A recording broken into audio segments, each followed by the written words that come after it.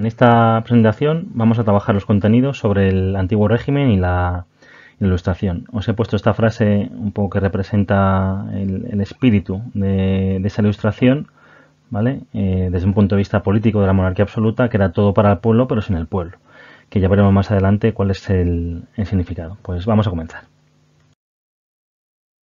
En la presentación vamos a trabajar los siguientes contenidos. En primer lugar, vamos a ver la definición del antiguo régimen, las características económicas, sociales y políticas.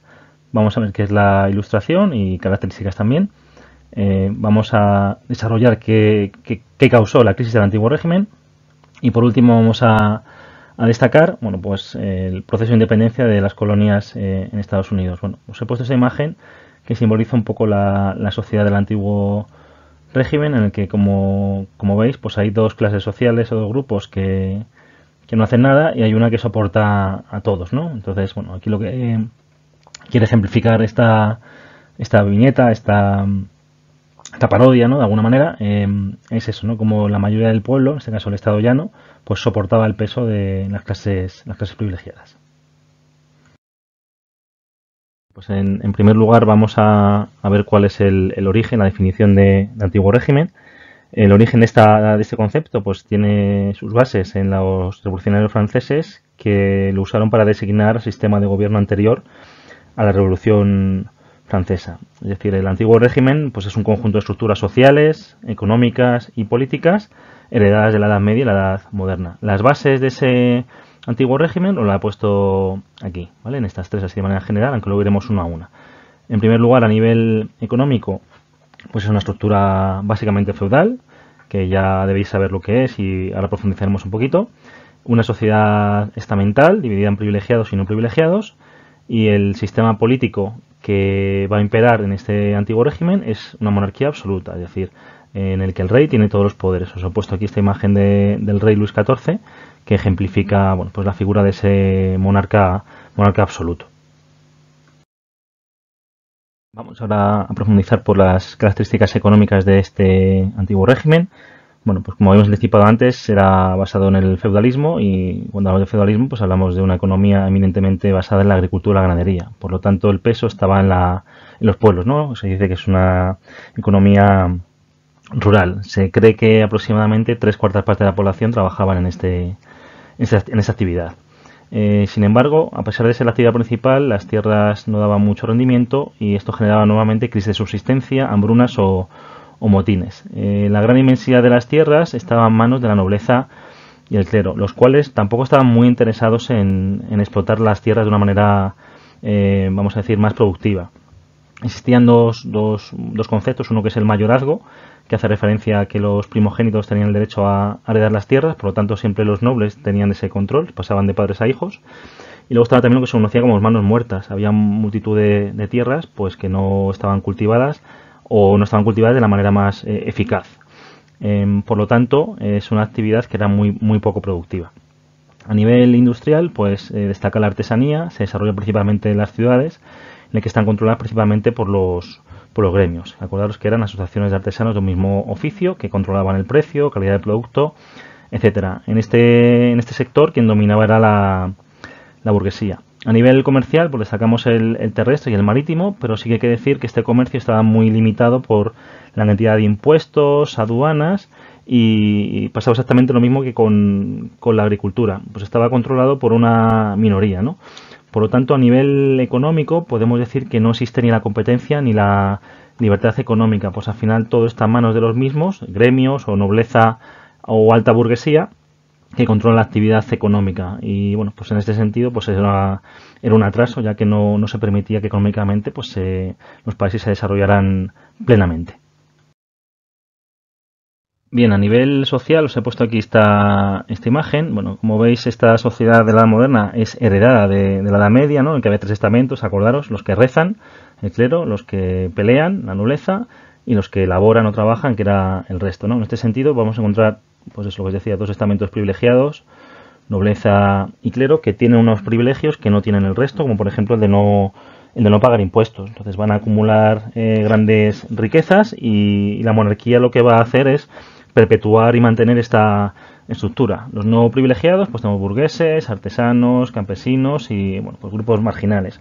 Este grupo pues son el gran sustento del país, puestos que son los que trabajan y pagan impuestos, pero sin embargo no tienen los mismos privilegios que las clases sociales más altas. Entonces, bueno, en este sentido vamos a destacar que es una sociedad estamental y es inmovilista, es decir, es una clase que viene dada por el nacimiento. Normalmente quien nacía de una clase social moría en esa clase social, salvo casos excepcionales en el que se producía lo que se conoce como el ennoblecimiento, pues a lo mejor un burgués se casaba con un noble, entonces ya cambiaba de estatus, o alguien que entraba en el clero, que era un estamento inferior, bueno, pues ascendía mediante este cambio de estatus.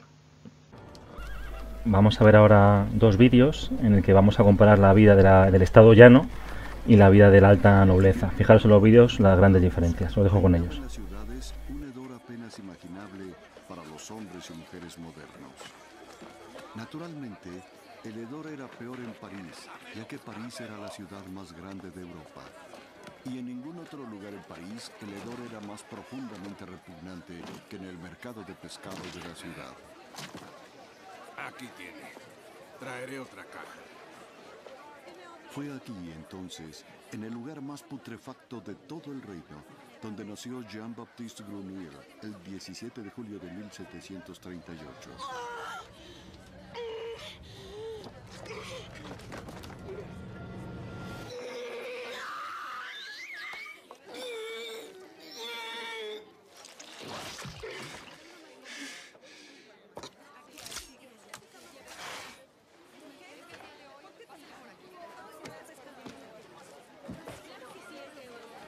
Era el quinto hijo de la madre.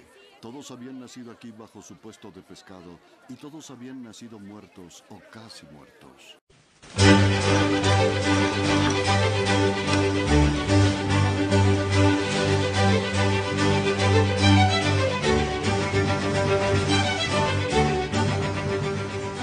Madam, at the morning dressing ceremony, rights of entry are given to members of the High Court.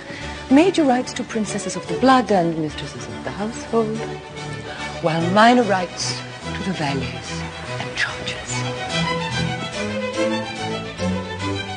Vite, vite, madame.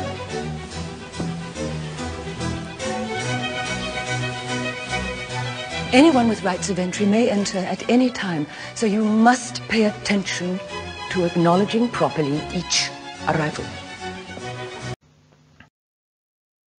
A nivel político, pues hablamos de una monarquía absoluta. Quería introducir este concepto de derecho divino en el que se entiende que los reyes, pues su poder y su posición viene de Dios. Por tanto, no es responsable de sus actos ante sus súbditos, sino solamente ante Dios. De esta manera, pues se garantizaba un poder totalmente absoluto en todas las esferas. Os he puesto aquí funciones del rey en todo lo que podéis imaginar: poder legislativo, ejecutivo, judicial, militar. El rey se definía como el Estado en sí. Entonces, por él pasaban todas las decisiones importantes que afectaban a su reino. El ejemplo que os puedo poner es, por ejemplo, Luis XIV, que le apodaban el Rey Sol, pues con este apodo, ¿no? El Sol, que es el centro de todo, el centro del universo, pues quería poner el ejemplo de hasta dónde llegaba el poder. ¿Cómo el rey aplicaba su poder? Bueno, pues a través de unos órganos de gobierno, como puede ser el Consejo de Ministros, el Ejército, la burocracia y la diplomacia. A través de estos cuatro elementos, pues el rey era capaz de controlar absolutamente todo. Vamos a ver ahora en este extracto de película de El hombre de la máscara de hierro, pues esa figura del rey absoluto que lo controla absolutamente todo. Espero que os guste.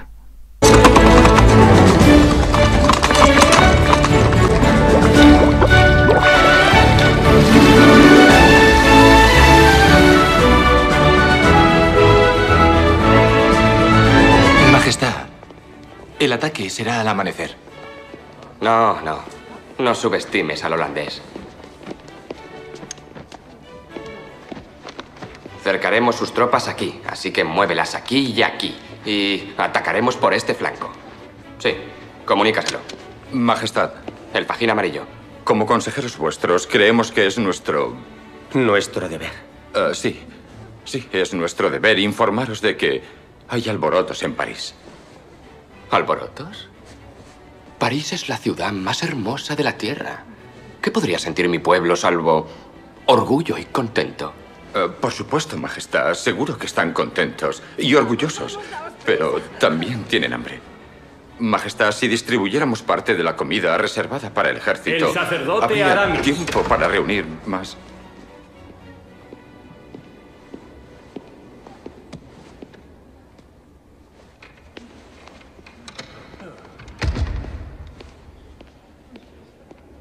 Padre Aramis, los jesuitas están causando ciertas dificultades a Su Majestad. ¿Los jesuitas? Han declarado que las guerras de Su Majestad son injustas y que son el origen del hambre del pueblo. Quizá Su Majestad debería hablar con su superior. Sí, pero ¿quién es? Nadie guarda un secreto como los jesuitas. Oh, Aramis. Majestad.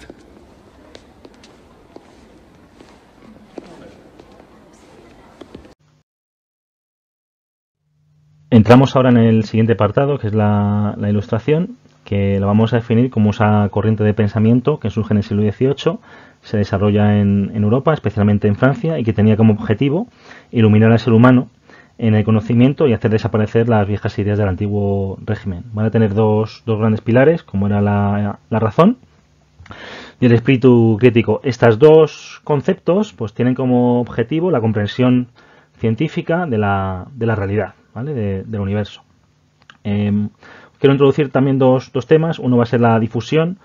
Se hace principalmente a través de los libros y pequeñas reuniones de pensadores y filósofos que ponían en común ideas, y evidentemente a través de los libros. Va a tener grandes retractores, oposición a estas ideas, pues evidentemente de las personas que estaban a favor de mantener las estructuras del antiguo régimen en funcionamiento. Van a aportar diferentes teorías a nivel económico y político. A nivel económico vamos a destacar el liberalismo económico, y a nivel político el parlamentarismo y división de poderes. Vamos a destacar en esta diapositiva pues los principales ilustradores franceses. Voy a empezar por aquí abajo. Os he puesto aquí la imagen de la enciclopedia, que va a ser llevada a cabo por Diderot y D'Alembert. ¿Qué tiene de importancia esta enciclopedia? Bueno, son 28 tomos en el que se van a poner de relevancia muchos conocimientos, y tiene de importante es que se hizo pues eso bajo un método científico, usando la razón, y bueno, pues de ahí su valor. Voltaire, francés, bueno, pues va a estar en contra de las supersticiones y va también a soltar ideas a favor del parlamentarismo dentro de la política. Rousseau va a ser el gran precursor de la soberanía nacional en su obra El contrato social. Y por último Montesquieu, que va a abogar en su obra El espíritu de las leyes por la separación de poderes entre ejecutivo, legislativo y judicial, para limitar el poder de los monarcas, de los reyes.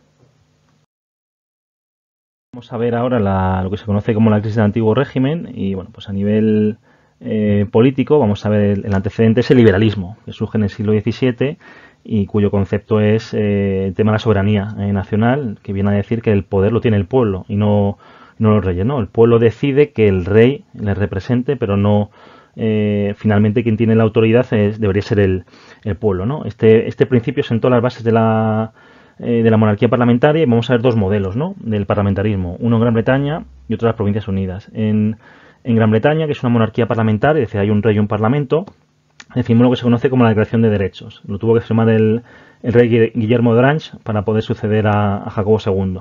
Y en esta declaración pues se limitan sus poderes.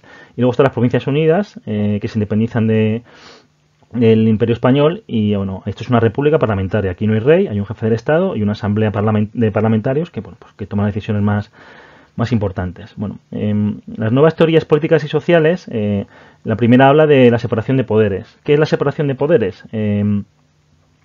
Pues la separación entre el poder legislativo, que su función es aprobar las leyes y hacer que se cumplan, y la institución que vela por esto es el Parlamento.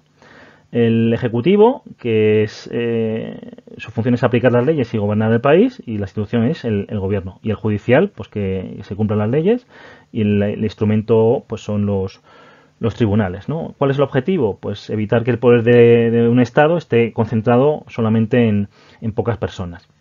A nivel social, se quería romper con esta sociedad estamental basada en el nacimiento, en la clase social, y la división social que se postula o que se plantea es una división por riqueza.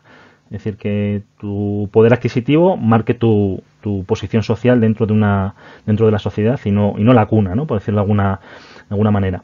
A nivel económico vamos a encontrar con el liberalismo. Vamos a encontrar como dos grandes teorías, la fisiocracia, que argumenta que la principal fuente de riqueza es la agricultura y el precursor es François Quesnay, y el liberalismo económico, que viene a decir que la economía se debe regular por la ley de la oferta y la demanda, cuyo padre es Adam Smith. Y por último vamos a hablar de despotismo ilustrado. ¿Qué es esto? Bueno, pues el despotismo ilustrado es cuando los monarcas van a aceptar esos principios de la ilustración, del progreso económico y cultural, pero siguiendo manteniendo su poder absoluto, ¿no? La frase que os decía al principio de todo para el pueblo pero sin el pueblo viene a decir esto: vamos a desarrollarnos, vamos a avanzar, pero todo el poder lo tengo yo. Todo para el pueblo, pero sin el pueblo. Figuras que van a destacar del despotismo ilustrado, bueno, pues vamos a destacar a Carlos III en España o a Catalina en Rusia. Vamos a trabajar sobre el proceso de independencia de Estados Unidos. Os he puesto una línea del tiempo con los principales acontecimientos. Bueno, lo primero que tenemos que saber es que los primeros colonos británicos llegaron a Norteamérica en 1620 en un barco llamado Mayflower, y bueno, pues la convivencia fue buena hasta que bueno, pues el Parlamento inglés pues iba subiendo los impuestos sobre el azúcar, el té, dando privilegios a las compañías británicas, y esto va a generar un motín que se conoce motín del té, en el que se tiraron pues cajas de té al agua en protesta por estos impuestos abusivos o privilegios que se le daban a determinados monopolios económicos británicos. Vamos a ver ahora una animación sobre el motín del té en un videojuego. The year was 1773. The American colonies were under British rule. Boston was one of the most prosperous American cities at the time, yet people were poor and tired of the empire enforcing laws and taxes while not giving them a say in Parliament. So the citizens replied. They assembled. Thousands began protesting and boycotting British goods. In one major act of rebellion, patriots stood up against the empire and refused boatloads of imported tea. Hundreds of thousands of dollars worth of goods were destroyed. This was the Boston Tea Party. A slap in the face to the empire. An event that started the revolution that led to the birth of a country. Never again would the British rule America. Van a comenzar las hostilidades, va a haber guerra, y bueno, en 1776 las 13 colonias se independizan, y bueno, en este proceso vamos a destacar figuras como George Washington como militar o Thomas Jefferson, que fue el que redactó, entre otros, esta declaración de independencia. En 1783 se firma la Paz de Versalles, por lo que se reconoce en la independencia de estas colonias, y en 1787 se hace la primera constitución en Estados Unidos. ¿Qué consecuencias importantes tuvo esta independencia de Estados Unidos? Ya no solamente a nivel político en ese territorio, sino va a servir también como inspiración para la Revolución Francesa, que tendrá lugar años más tarde. Bueno, pues espero que con esta presentación hayan quedado claros los contenidos. Muchas gracias.